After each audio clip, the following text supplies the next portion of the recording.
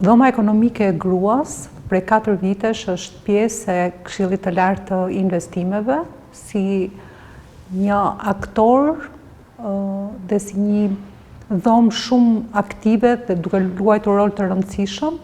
në gjithë trajtimin e temave që Këshilli i Lartë të Investimeve ka trajtuar për gjatë këtyre 4 viteve që ne jemi antar.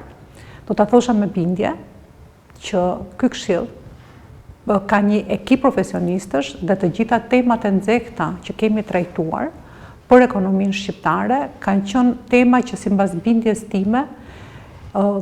kanë drejtuar probleme, por edhe kanë zgjidhur probleme të ndryshme me të cilat ekonomia shqiptare është ndeshur,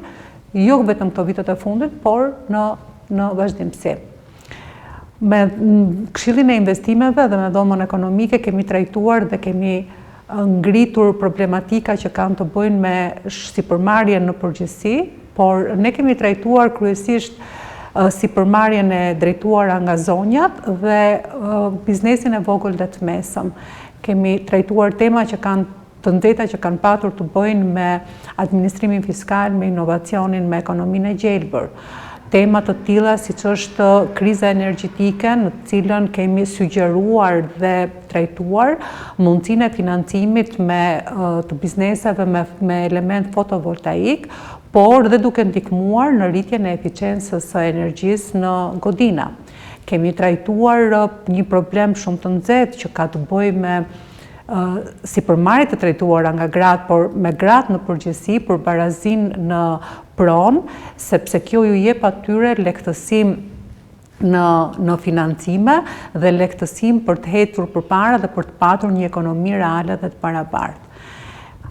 Do të theksoja këtu, sepse problematikat që kemi diskutuar dhe le të themi sugjeruar dhe kanë shkuar dhe për zgjidhje, kanë qenë të shumta. Por unë do të veçoja 2 prej tyre. Ajo që thash pak më parë që ka të bëjë me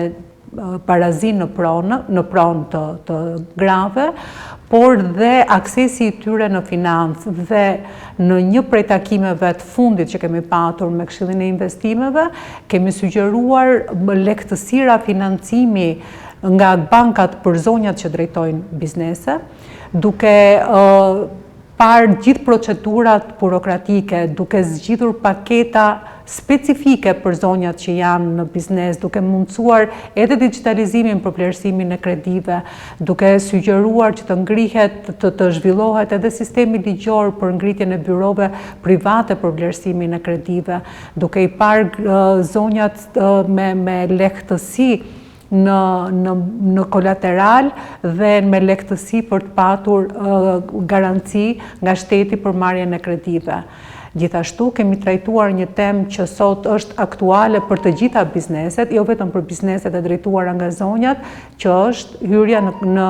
Bashkimin Evropian. Sa gati janë bizneset shqiptare për të hyrë në Bashkimin Evropian, kush është mindseti i tyre,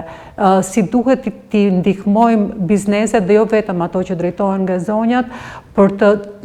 certifikuar dhe për të ngritur standardin jo vetëm të biznesit, po për të certifikuar dhe për të garantuar standardin e produkteve të tyre. Dhe kemi qenë aktor real për të ndihmuar në këtë proces. Pra për të trajnuar ekipet të cilët duhet të zbresin në teren dhe për të parë dhe për të vijuar me një punë që nuk është punë e vogël, është një sipërmarrje goxha e madhe. Unë do ta konsideroja këtë punën e këtij këshilli si një ndihmë shumë të madhe për të zgjidhur problematikat që ekonomia do të ketë në vazhdim, për seriozitetin me të cilën punohet, por edhe për gjithë përfshirjen e aktorëve që ky këshill ka në gjirin e vet.